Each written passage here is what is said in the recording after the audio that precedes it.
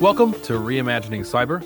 I'm Tyler Moffitt, and I'm sure you've heard me before on many of the previous podcasts, but today I'm actually joined by two of my colleagues in threat research. So Grayson Milbourne, who I've worked with for well over 15 years now, he's the Security Intelligence Director and myriad of qualifications in working in the threat research industry, along with Troy Gill, who's our senior manager in threat research department as well. And each of them specialize in certain areas, whether we're talking about file-based malware or email-based malware, lots of telemetry. They're experts in all of their fields. So I'm happy to have them with us today. And so we're going to start off here and talking about, what it takes for defenders to change the game, right? Hackers usually start with the advantage, feels like a cat and mouse game, right? But we're going to talk about how defenders can push back, maybe even shift the balance, right? And have a different story to write. So we're going to start with the obvious here. Why does it feel like attackers really dictate the rules? I'll start with you, Grayson. Yeah. Well, I think the reality is they kind of do, because, when you think about offense and defense in the context of cybersecurity, it's very hard to defend every possible tactic at every possible time. Whereas the attackers get to choose those variables, right? They get to study your organization.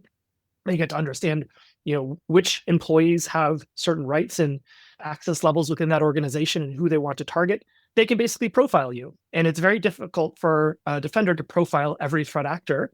And so it's just intrinsically imbalanced. And that's okay. That doesn't mean that defenders don't have viable paths to defense. But it's not an even playing field. And if you now look at we could bring in an AI pretty early here, but ultimately, what we see is a rapid pace increase in several of the elements that makes attacking successful, right? So part of that is, the ability to leverage and vulnerabilities that are recently discovered and to rapidly turn those disclosures into attacks before they're patched. And ultimately, also once you're within the network and the tools that are available to quickly discover your assets and to basically go from foot in the door to domain controller admin and kind of taking over your network. So we could talk a bit more about it, but I think, just on the base question of why does it feel like attackers are dictating the rules, it's because they have elements of those advantages. Yeah, definitely. And AI definitely seems like, the important thing to bring in here. It does feel like it's a whole new evolution of the tools that they have. Troy, do you have anything from your area of expertise in talking about, phishing and email threats? Sure. Yeah, I agree with Grayson. There's a lot of respects where it does feel like the attackers are able to dictate the rules. That doesn't mean we're powerless. Attackers, they don't operate under the same ethical or regulatory constraints that defenders do. Right. So that gives them a lot of freedom to sort of move fast and experiment, right? We've got to follow the rules.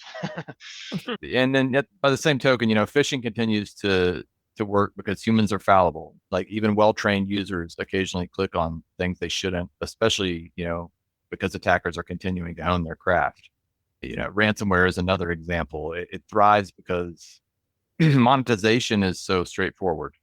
Cryptocurrency payments and affiliate programs have created an entire underground economy where, a lot less skilled attackers can launch very damaging campaigns. So you mentioned that you weren't completely powerless. So I definitely want to talk about that, right? What can we as defenders, while still following the rules, what options do we have to maybe shift that balance? Defenders, we face a really unique and different set of challenges. We're working inside complex organizations, often with a lot of legacy technology. We have compliance requirements. We have often resource shortages. And then sometimes detection happens after the fact when the damage is already done. And, attackers, they only need to find one crack in the armor. Defenders are expected to guard every possible entry point at all times. So, a great example, which we're seeing in the email realm, is that the rise of the QR code phishing. We've tracked campaigns where they're attempting to hide QR codes and various attachment types and even splitting them into like a single QR code into multiple images to try to sneak past defenses. That kind of subtlety can be difficult to catch quickly, and it just shows how much harder the defender's job is. What do they call that now? Quishing? Quishing, yes. Quishing. Wonderful. That's right. Fun term. Yeah. I think to add to what you said, Troy, if we want to shift the balance towards the defender's side, I think there's a couple of things that are really critical. And the first, I consider eating your cybersecurity vegetables, which is doing the basics and not ignoring the relevance and importance of having strong password policies, really tight remote access, putting 2FA in front of everything that is remote, adopting zero trust principles, reduced access, these things all go a long way and are all rather simple. But the other thing I would say is that there needs to be more transparency when cyber attacks impact your business. And what we see when that happens is it enables law enforcement agencies across the globe to triage that intelligence and those experiences to actually go after these bad guys and try to disrupt their networks and their operations. Because let's face it, we don't see nearly enough attribution and arrests, and you're getting low level affiliates, and you're not really stopping these organizations that are multi-billion-dollar operations, right? They're pulling in serious money, and the only way to disrupt that is to share your experience. And I, one of the things I've talked a lot about over the years is destigmatizing being a victim of cybercrime, right? Like if you had ransomware, you want to sweep it under the rug. You don't want your customers to know. They could lose credibility in you. You don't want your vendors to know. They might not want to work with you. You look at it as a massive risk to your operation. But the reality is that most businesses do face this threat and do have these compromises. And by being transparent and sharing your information with local law enforcement, or nomoreransom.org is another great resource. It enables some really great operations. And in the last year, we saw Operation Endgame and Operation Kronos. Kronos took down Lockbit for a period of time, not entirely, sadly, still is what we see. Endgame went more after some of the botnets and the credential stealers that really empowered initial access brokers and how they serve as part of the cybercrime economy to get people's foot in the door. But then the ransomware as a service guys coming after, and the only way to disrupt that is not through you as your business, but by you sharing your information. And so sharing your information takes that willingness to expose that you were a victim. But I think the industry is moving more towards not shaming the victim. And certainly in some cases, depending on your industry, you're required by law now to disclose cybercrime events. Yeah, no, definitely. I would agree that this past year feels like we finally turned up the heat. Like the good guys finally are cracking down a little bit harder than before, especially with Operation Endgame. It did feel like they did a good job. But again, these guys bounce back. They're very resilient. They're not actually arresting the main crew. Like you said, it's always the affiliates. But one thing you mentioned about the stigmatization and of not reporting or wanting to sweep it under the rug, we actually interviewed FBI agent whose job was basically the negotiation part that you would bring in. And a lot of people, he said, like the number one thing people were concerned about when they came to them for help was that they would report it to some agency or to be tracked or that other people would know, right? And the FBI will not rat you out.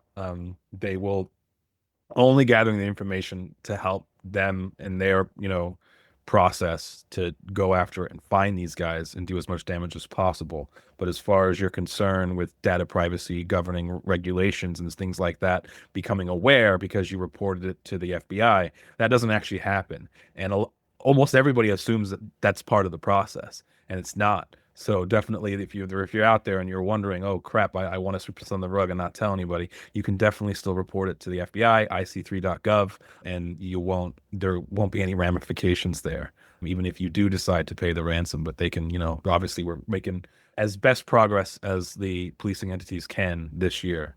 So, but I guess as we shift gears here and talk about, AI and this, sudden agility and experimentation we see from attackers and new things that they can pivot, and they even have like Worm GPT and all this new LLMs that are created just for the attackers.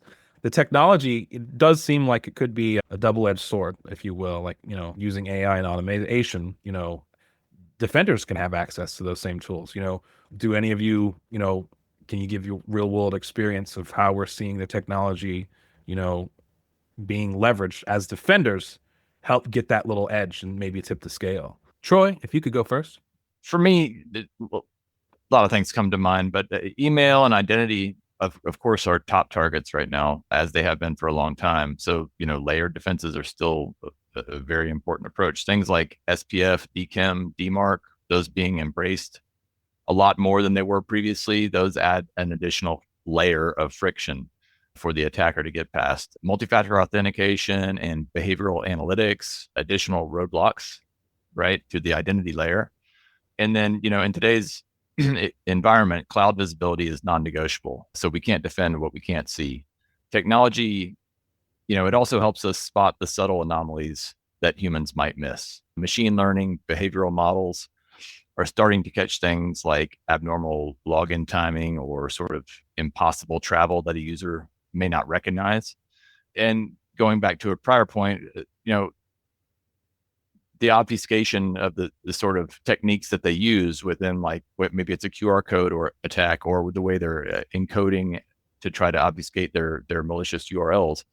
Technology, AI is helping us be more predictive, because the idea is shifting from a reactive mindset to a predictive mindset as often as we can, right? That's when we're at our best. And AI's proven very useful in helping us predict, what other ways might these URLs be encoded, right? Whereas someone might have to sit and plug away at that for, minutes, maybe hours, to try to get all the variations. Now we have that at our fingertip in seconds. So it's giving us edges in different places that we didn't expect. Grayson. Yeah, I would add to that, on the SOC perspective, alert fatigue is something that I think every SOC analyst understands. And this, again, where anomaly detection or triaging multiple sources of telemetry, sort of like the XDR approach, empowered with AI does help you prioritize and go after the most important signals first. But I say it's still a balance, right? We see a lot of talk about agentic AI. I think it has a lot of potential, but it also introduces a lot of security risk. And how do you trust agent to agent communication, and how do attackers look at that type of new entry into an organization's knowledge base as an attack vector? And so I think it's going to be an interesting next 12 months, no doubt, as the arms race kind of continues towards empowering agent to agent communication, and how does that impact cybersecurity? And I think the reality is it's going to be tough, because security is often an afterthought in these very ambitious directional goals within the industry, right? It's not going to be who secures it first. It's going to be who builds it first. And then, can we secure it? And unfortunately, we've seen this time and time again through all major technological innovations. Like, they want to get to market, but cybersecurity is, an afterthought. And this is why we run into the vulnerability problems that we have today. And again, AI, I think, does a great job of helping discover these things more quickly. But that's good and bad, right? It's great when the good guys discover it more quickly. It's bad when the bad guys discover it more quickly. But it's happening on both sides. I totally agree with loading up layer defense, and multi-factor is like non-negotiable. And I think it already has a huge impact, at least with the huge surge of like pretty much, what is it? Spear phishing has eclipsed phishing now. Everything's targeted. And a lot of these voice vishing, we got phishing, vishing, quishing. They're getting really good, though. These deepfake ones that pretend to be like your executives or the CEOs or CISOs. And there's like new tactics that need to be raised, I feel, beyond it, within these layered defenses. Like, I think Ferrari they almost lost like tens of millions of dollars, but because, when he was called by the chief financial officer, he thought it was weird and asked him, like some personal question about his dog or something. And the guy hung up. And so then he knew it was fake because of that. And like, are we starting to see, that type of stuff sort of implement itself into the measures and processes, like that sort of thing evolve, as far as, I'm curious as to the layer defenses that we come up with, right, and find new ways to implement, will they ultimately succeed most of the time in stopping attackers from eventually compromising and making their way? And like you said, they're working just to find one small crack in the armor, when our job's to manage the entire armor and make sure, it's robust the whole time. It's difficult. Yeah, I mean, one thing that comes to mind there, Tyler, it's very true that, one small crack can be it, but you can also have perfect armor, and your crack is in the social manipulative ability of an employee, right? And I think social engineering is one of those tools that, with AI's advancements in audio deepfakes, and now we see, very, very convincing real-time video deepfakes. We're really challenging that line of how do you know it's real? And if it looks like your CFO and it sounds like your CFO and you're talking to them on a Teams call, like, you're gonna believe it's the CFO. So I think Yeah. from a layered defense perspective, this now pauses and causes us to pivot, because now we may need to introduce like a second medium verification. It's almost, instead of like two-factor authentication, but it's for the human to human connection. So, you may have called me on Teams, but Totally agree. now I need you to shoot me an email, right? Yeah. And it might come down to where face to face actually becomes like the only real certain way you have to know you're talking to who you think you're talking to. So it's a pivot, I think, in how we think about layered defenses, not necessarily only as technology, but also in the people process, interactions for certain things. Like, if it's going to update an account number for something, or a certain dollar amount is sent to a vendor, we have to have like multi-factor authentication of the actual human providing that data. Yeah, I couldn't agree more. We see that a lot with the BEC attacks, and that's part of the defense that we always recommend is, look, I mean, we have a lot of layers in place to protect that via email, but don't rely on an email to go and make a, six-figure wire transfer. There needs to be some other policy layer there that's not necessarily technological, but just common sense. So it kind of just another example to echo what you were saying there, Grayson. No, completely agree. It needs to come down, top down from the leadership as well. They need to understand. And so if we shift gears, get practical, and talk about, advising the leaders in IT today, the CISOs, what do you guys have as far as, best practices, mistakes to avoid, you name it? Grayson, can you start, please? Yeah. To me, I think culture is such a huge deal in cybersecurity, and it needs to come from the CEO and the C-suite down, to embrace the reality that, we're all targets, and we all have our role to play, whether that's reporting an email you think is suspicious, right? From the IT department's perspective, they're going to be much happier responding to you being suspicious than responding to you saying, so I clicked this thing and now my computer says it has ransomware, right? So I think encouraging the embracing of the ecosystem we live in, right? Every business in its own right is kind of like a software company. We all have websites, we all have digital assets, and we all interact with data. And so we're all sort of on that front line of being defensive of our organizations. And to me, that has to start and be embraced from the top down. And so I would say start with culture, and then, there's a lot you can do from there. Yeah, I agree. Stop treating users as the weakest link, and, they're going to have to evolve as the defense team is evolving, and, AI is enabling much more complex and believable attacks. The end users have to evolve, and that does have to be top-down driven, and has to be just a more active involvement and active approach to that. Yeah, it makes me wonder with AI and how it's all just recently come upon us and surged and become the hype, and it doesn't stop. Every single security conference just keeps talking about it and talking about it. So I guess what I want to ask you guys is, looking ahead a year, 2 years, what do you guys see like the biggest changes coming between attackers and defenders? Where do you guys see the AI tools that we use and they use? Where do you guys see this land? Troy, you start.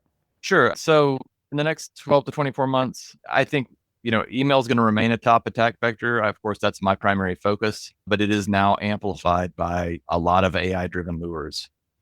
Identity, I think, will continue to be the new perimeter, since stolen credentials drive so many breaches. And then there's multi-cloud complexity. It will make unified visibility a lot more essential. And most importantly, human awareness, as we've mentioned, will need to evolve to keep pace with the sophisticated and realistic attacks. Yeah. I mean, when it comes to phishing too, I think Grace and I have been studying this for a long time. I have never seen phishing have a down gear.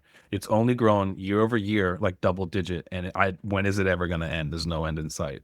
Grayson, what do you have for your thoughts? Yeah, and no end in sight on the phishing. Unfortunately, it's just, again, if something is effective and it's easy because it's doesn't cost much to send millions of emails, that's not going away. But what I completely agree with you, Troy. Identity is the new perimeter, and I look at like autonomous systems and agentic AI, all are going to have their own identities, and they predict businesses are going to have 100 to 1 or more agentic identities to manage as to human identities, and I think that's a real big problem for us to solve as a cybersecurity industry. And how do we appropriately provide permissions to an ever-growing number of identities? I think agentic systems are they're the main focus for where businesses are looking to improve their customer experience, to how they enable their development teams. I mean, it's going to touch so many different areas of how software and how businesses function. And so I look at from a cybersecurity perspective, that creates a lot of new opportunities, new creative ways that we've not seen compromises occur. It kind of brings us back to the old days of SQL injection attacks, but now instead of a SQL command injection, it's going to be a carefully worded, almost like how you jailbreak or you alignment break GPT today. If you ask the question carefully enough or you insert the right things, all of a sudden that that website, a chatbot that's trying to get your customer information so you can maybe take the next steps, might instead dump your sales lead database, right? Like there are like examples of this that we've already seen, and I really think we're just at the tip of the iceberg with respect to where this really goes and how exploitable it will be initially before, again, security will catch up and harden it. Well, this is great info. I really appreciate having you guys on here. And once again, I guess I'll close this up with one final question for each of you. And that is, what's one area you think most organizations are underestimating as they look forward and prepare for this future of the next year or two with the AI and as it's surging? Grayson, I'll start with you. Yeah, it's a good question. I mean, I would say people and organizations underestimate their likeliness to be a victim of an attack, right? Like we see this in the ransomware survey that we do each year, but businesses don't think they're going to be a victim, or they think they're not in the crosshairs, or they think like them, not me. But I think the reality is you need to prepare. You need to have cyber resilience as a strategy, not just for responding to cyber crime, but it's ultimately a business resilience fundamental, right? Like anticipate being attacked and be prepared. Yeah, I agree. Security posture for sure. Eating those vegetables. Yep. Troy. Yeah, that's a great point. If I had to pick one, I don't know. It's tough. We've talked a lot about AI, but I do still think that they're underestimating, the speed at which attackers are adopting it. I think a lot of people still see it as a future concern, but it is happening now. And then another area where I see just kind of a disconnect, just because of my area being focused highly in the email space, is session hijacking. So stealing tokens instead of just passwords. We've seen a lot of activity on that front. In that respect, they can bypass MFA entirely and hijacking an active session. And I just don't think it's on enough radars. That's good stuff. Very, very scary. Well, thank you, gentlemen, for joining us. Really good insights, Troy. I appreciate having you on. Thanks. It's been a pleasure. And Grayson, to you as well. Honestly, really good takes from everybody. Absolutely. Happy to be here, Tyler. Hello, this is Ben, producer of Reimagining Cyber, and we've got some more great interviews and insights coming up in the next few weeks. So I strongly advise that you hit the follow button wherever you are listening to the podcast, and why not leave us a review and generous rating as well. As always, thanks for listening, and we'll be back with you next Wednesday. Goodbye.